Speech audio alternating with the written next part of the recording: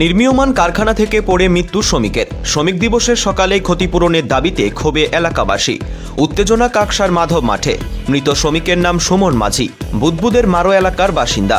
বিক্ষোভকারীদের অভিযোগ, বুধবার কারখানায় কাজ চলাকালীন ওই যুবক উপর থেকে পড়ে যায়। গুরুতর আহত অবস্থায় সুমনকে দুর্গাপুর মহকুমা হাসপাতালে নিয়ে যাওয়া হলে চিকিৎসকরা মৃত বলে ঘোষণা করে। এ বিষয়ে বিক্ষোভকারীরা কি বলছেন শোনাবো আপনাদের।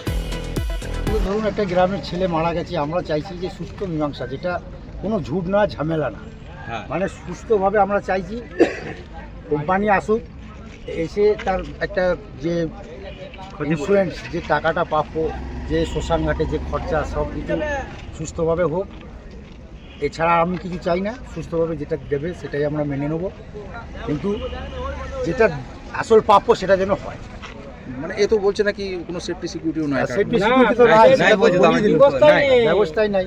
কোনো ব্যবস্থাই নাই। আমরা তো অনেক জায়গায় কারখানা কর্তৃপক্ষের কাছে আপনারা কি দাবি রাখবেন? আমাদের দাবি যেটা, ধরুন একটা ছেলে মারা গেছে, তার ক্ষতিপূরণ, এবং আগামী দিনে কারখানাটা চালু হলে যেন তার একটা পরিবারকে বাঁচানোর জন্য যেন একটা চাকরি তাকে দেওয়া হয়। আর একটা ছেলে আছে, সেই ছেলেটার জন্য যাতে এই কারখানা চালু হলে যেন পায়।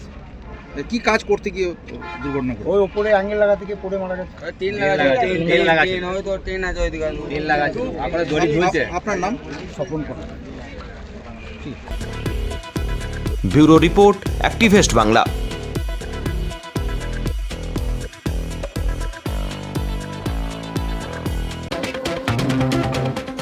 গ্রাম হোক বা শহর, জেলা থেকে রাজ্য অথবা দেশ, বিনোদন, রাজনীতি কিংবা খেলাধুলো, খুন, ধর্ষণ অথবা রাহাজানি, সব ধরনের খবরের এক্সক্লুসিভ আপডেট পেতে চোখ রাখুন আমাদের চ্যানেলে অ্যাক্টিভেস্ট বাংলা।